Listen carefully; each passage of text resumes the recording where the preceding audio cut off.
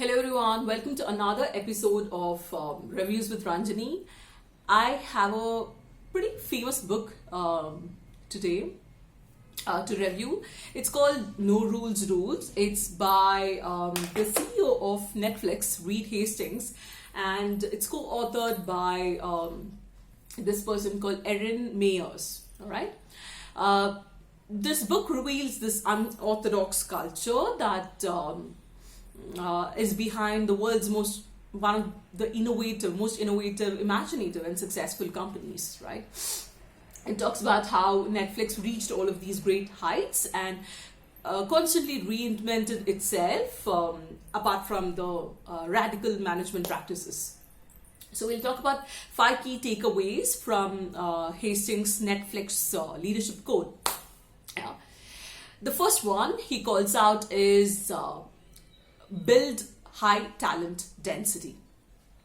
So the foundational reason he says for Netflix's success is the workforce of high performers.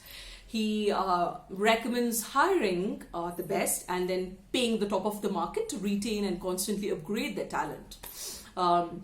There's this anecdote around how they apparently recommend employees get salary estimates from recruiters who are trying to poach them and relay that to their bosses so that they can match the offers. Netflix can match the offers. So increase talent density, he says, with something called the keeper test. So how hard will your manager work to change your mind if you think you are leaving, right? If he or she thinks that you are going to be leaving. So the lesson, he says, came in from his inadvertent and unfortunate first downsizing, where he says that a team with 1 or 2 merely adequate performers will bring down the performance of everyone on the team, right? So the second one is freedom and responsibility, or FNR. So give freedom, get responsibility is what he recommends.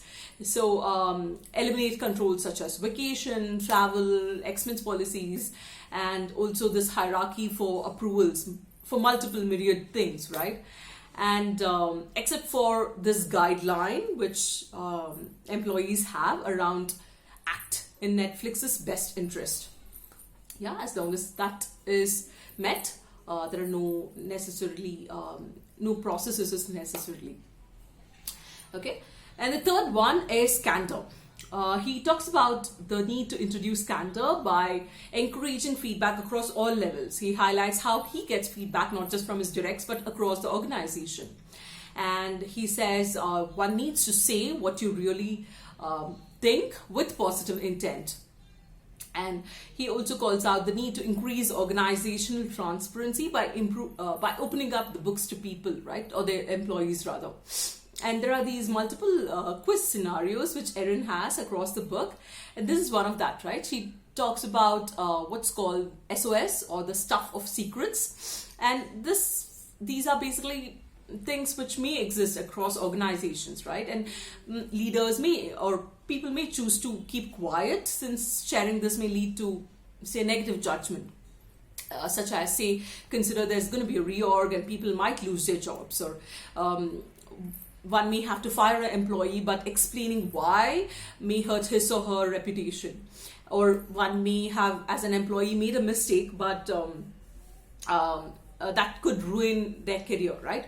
So everyday leaders grapple with such scenarios, but Reed says that keeping quiet about this brings huge risks as well, right? So he has a highly transparent organization that way. And so the fourth one is lead with context, not control.